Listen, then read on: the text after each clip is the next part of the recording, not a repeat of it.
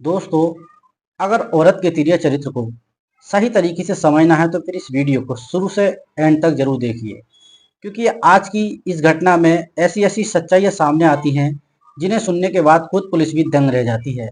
बाकाई दोस्तों, आज की जो कहानी है आपको भी सोचने और समझने पर मजबूर कर देने वाली है। आखिरकार इस दुनिया समाज में हम किस पे भरोसा करें और किस पे ना करें, तो चलिए इस घटना को इस वीडियो के माध्यम से विस्तार से समझने की कोशिश करते हैं। दोस्तों, आज की जो सच्ची घटना मैं आज आपको सुनाने वाला हूँ, दरअसल ये कहानी है उत्तर प्रदेश के ललितपुर जिले की। दरअसल ललितपुर जिले के तलभेट थाना क्षेत्र के अंतर्गत एक इलाका पड़ता है तेराई पटाक, और इसी तेराई पटाक इलाके का रहने वाला 40 वर्षीय जगभान कुशवाहा, जो पिछले 18 सालों से चेन्नई शहर में रेलवे में वेंडर पद की नौकरी करता था। जगवान के परिवार में उसकी पत्नी 34 वर्षीय किरण के अलावा टोटल 3 बच्चे, जिसमें 2 बेटा और 1 बेटी। बड़े बेटे का नाम राज, जिसकी उम्र करीब 17 साल के आसपास। जगवान का पूरा परिवार जो गांव में रहता, और जगवान को हर 2-4 महीने कुछ की दिन छुट्टी लेकर अपने घर भी जाते आते रहते हैं। अब बात कर रहा हूं मैं 28 जनवरी 2026 के दिन। दरअसल जगवान चेन्नई से अपने घर से पहुंचता है, क्योंकि उसे पुलिस वेरिफिकेशन कराना होता है। 2 दिन तक अपने घर पे रहता है। जब पुलिस वेरिफिकेशन हो जाती है तो आखिरकार 2 दिन के बाद 31 जनवरी 2026 को अपने बड़े बेटे राज से कहता है कि मुझे बस स्टैंड पर छोड़ दो, क्योंकि झांसी रेलवे स्टेशन से शाम के करीब 6 बजे के आसपास मेरी ट्रेन है और मुझे चेन्नई जाना है। इसलिए राज अपने पिता को ले जाकर बस स्टैंड छोड़ देता है और वहां से अपने घर चला आता है। लेकिन जैसे ही सुबह होती है अगले दिन 1 फरवरी 2026 को झांसी के नवाबाबाद थाने पुलिस तरफ जगवान की पत्नी किरण की ये खबर दी जाती है कि किसी ने तुम्हारे पति की गोली मारकर हत्या कर दी है। उसकी डेड बॉडी हमें झांसी रेलवे स्टेशन के पीछे पुलिया नंबर 9, जो दरअसल पुलिया नंबर 9 के बगल झांसी में पड़ी हुई है। यह खबर किरण को मालूम चलती है। किरण अपने बच्चों को लेकर घटना स्थल पर पहुंच जाती है, और जब अपने पति की डेड बॉडी को देखती है तो देखने के बाद फूट फूट कर रोने लगती है। हालांकि पुलिस डेड बॉडी को अपने कब्जे में लेने के बाद उस पोस्टमार्टम के लिए भेज देते हैं। जब किरण से मुकदमा दर्ज कराने के लिए कहती है तो किरण तरह तरह की बात करने लगती है, जिसे सुनकर पुलिस भी सोच में पड़ जाती है कि ये कैसी औरत है जिसके पति की किसी ने गोली मारकर हत्या कर दी है, और ये खुद नहीं चाहती है कि पुलिस इस केस की जांच पड़ताल करे। हालांकि पुलिस जब किरण से कई तरह का जवाब सवाल करती है, किरण पुलिस वालों के हर सवाल का जवाब तो देती है, लेकिन पुलिस जब उसके जवाब का वेरिफिकेशन करती है तो मालूम चलता है कि किरण उसमें से बहुत सारी बातों को पुलिस वालों से झूठ बोल रही थी, जिसे लेकर पुलिस को शक हो जाता है। आखिरकार किरण क्यों नहीं चाहती थी कि पुलिस इस केस की जांच पड़ताल करे, उसके पति के गुनाहगारों को ढूंढ कर लाए। बहरहाल जो कुछ भी हो, आखिरकार पुलिस जब किरण के ऊपर दबाव डालती है, किरण मजबूर होकर तहरीर पुलिस वालों को देती है। इसके बाद पुलिस अज्ञात अपराधियों के विरोध में हत्या का मुकदमा दर्ज कर इस केस की जांच पड़ताल करना शुरू कर देती है। लेकिन पुलिस अपनी तमाम कोशिशें तो करती है, पर बावजूद इसके अपराधियों के बारे में कुछ भी नहीं मालूम चलता है। धीरे धीरे करके लगभग 6-7 दिन का समय गुजर जाता है। तमाम लाखों कोशिशों करने के बाद भी जब पुलिस के हाथ कोई सुराग नहीं मिलता है, तो लोग जो पुलिस पहले से ही जगवान की पत्नी किरण को लेकर शक हुआ था, पुलिस अब किरण के ही मोबाइल नंबर के कॉल डिटेल निकालने लगती है। और जब डिटेल को चेक करती है तो मालूम चलता है उसमें एक ऐसा नंबर मौजूद था जिस पर किरण पिछले कई महीनों में लगातार बातचीत करती आ रही है।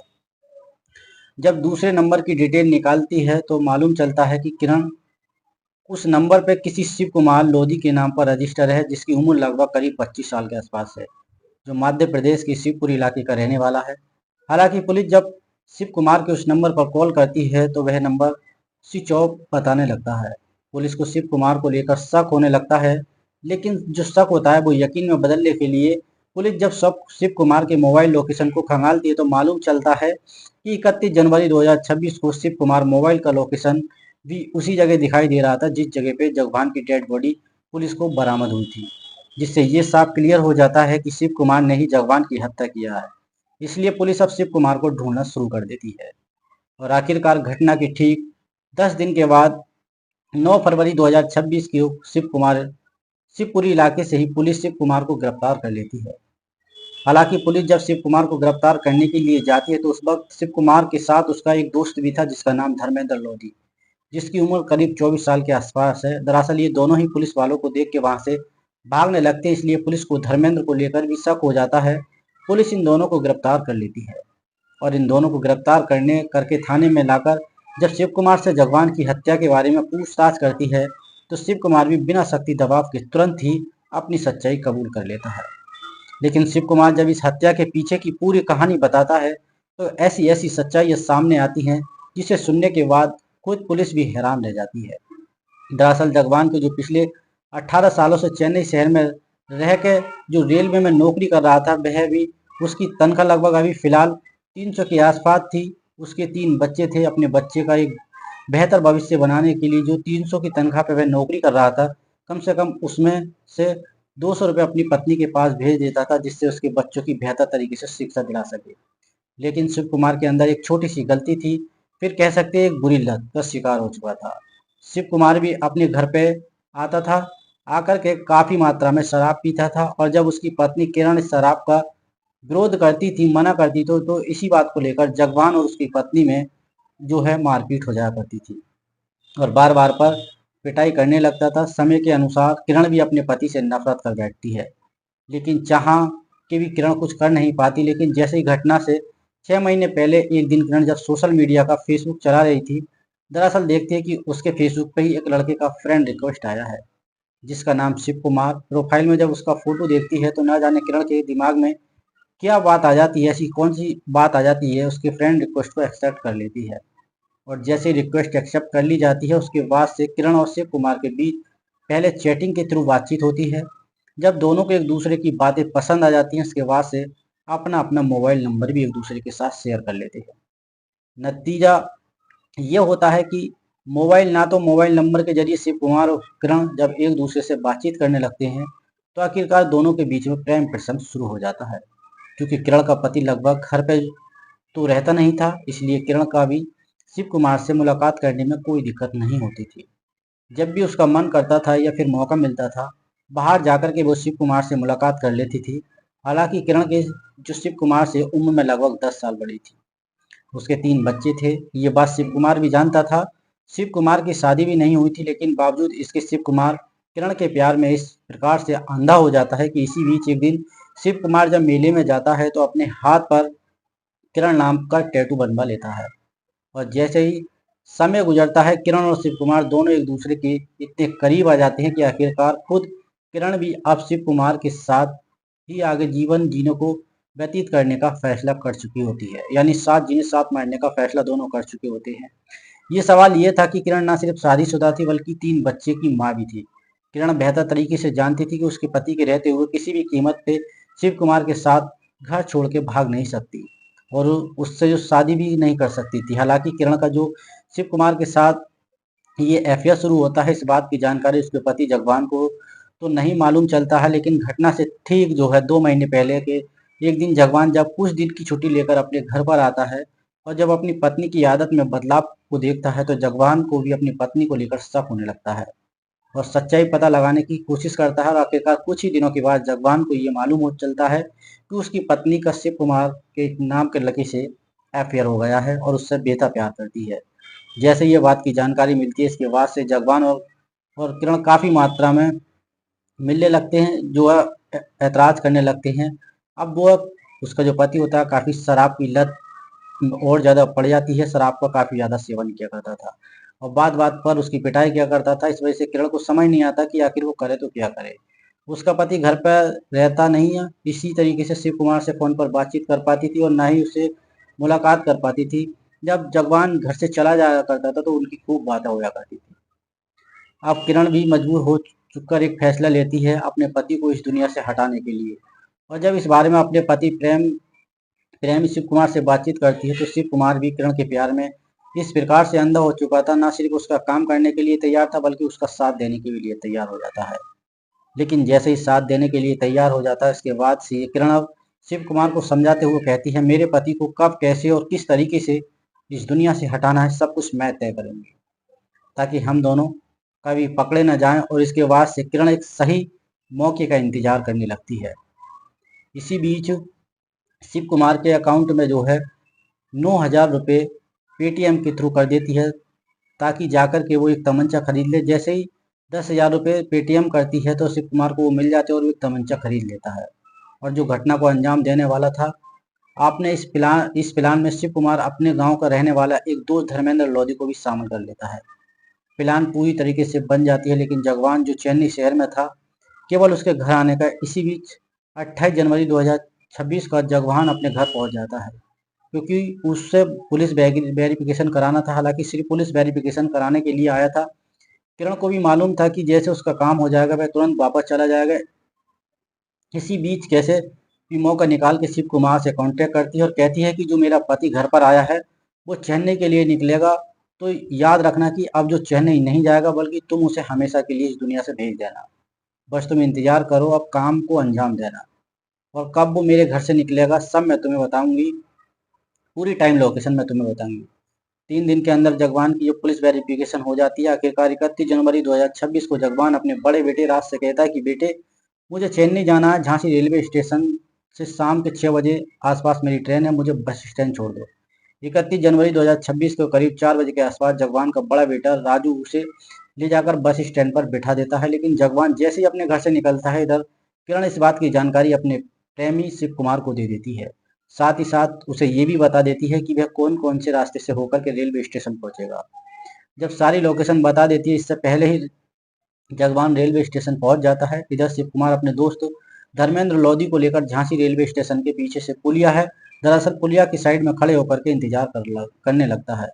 और शाम के वक्त जैसे इधर जगवान जब रेलवे स्टेशन के लिए निकलता है और सड़क के किनारे होकर जा रहा होता है, सुनसान जगह पर जब देखते हैं तो ये दोनों मिलकर के जगवान के ऊपर गोली चला देते हैं, जिसकी वजह से जगवान की घटना स्थल पर ही मौत हो जाती है।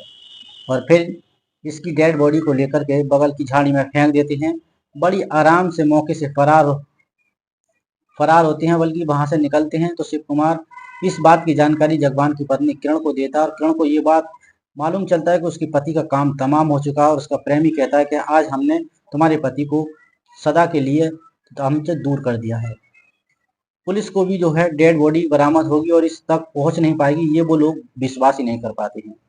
31 जनवरी 2026 को शाम के वक्त शिव कुमार जगवान की हत्या करने के बाद अपने दोस्त के साथ वहां से भाग तो जाता है, डेड बॉडी को ठिकाने लगा भी देता है। लेकिन अगले दिन फरवरी 2026 का सुबह सुबह कुछ राहगीर जब इस पुलिया नंबर 9 के सड़क के होकर जा रहे होते हैं, देखते हैं कि झाड़ी में एक व्यक्ति की डेड बॉडी पड़ी हुई है। तुरंत से इस बात की जानकारी इलाके के नवाबाबाद थाने में लेते हैं, और पुलिस को जैसी सूचना मिलती है तो पुलिस अपनी टीम के साथ जब घटना स्थल पर पहुंचती है और उसके कपड़ों की तलाशी लेती है, तो आखिरकार उसकी जेब से उसका आधार कार्ड निकलता है, जिसकी वजह से पुलिस को भी उस डेड बॉडी की पहचान करने में ज़्यादा दिक्कत नहीं होती है और इसके घर का एड्रेस मिल जाता है। इसलिए 1 फरवरी 2026 को ही पुलिस इस बात की जानकारी जब जगवान की पत्नी किरण को देती है, तो किरण भी एकदम से सुनकर चौंक जाती है।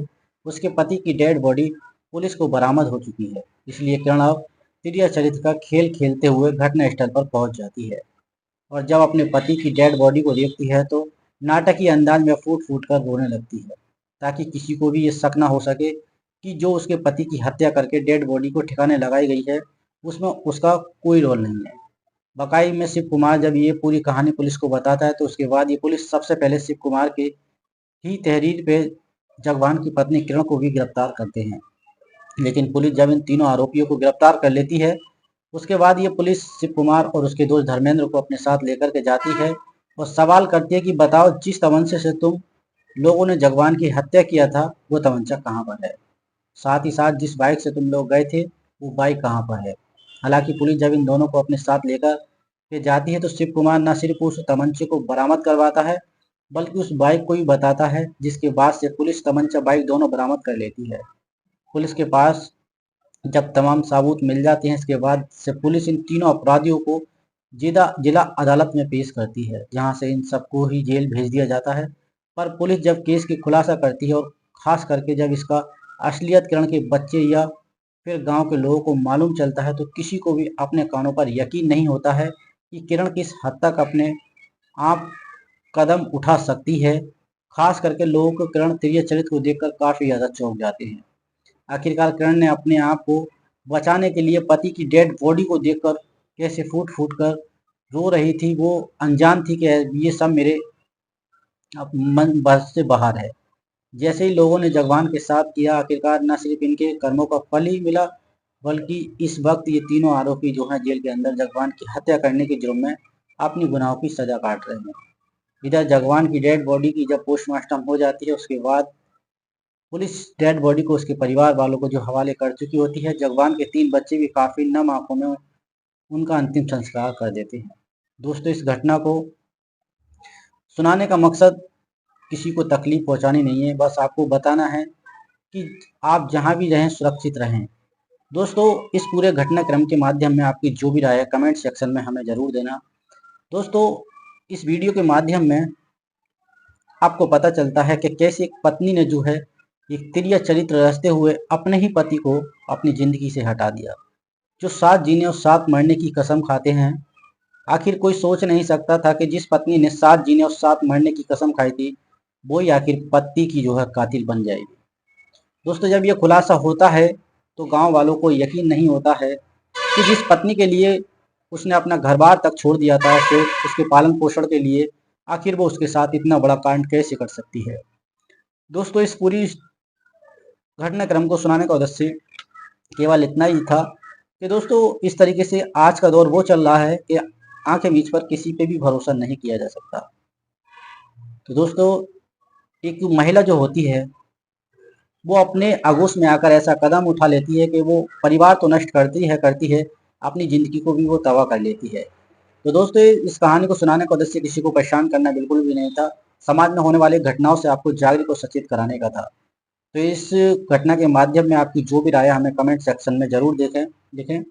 मिलते हैं फिर किसी नेक्स्ट वीडियो में, तब तक के लिए जय हिंद, वंदे मातरम।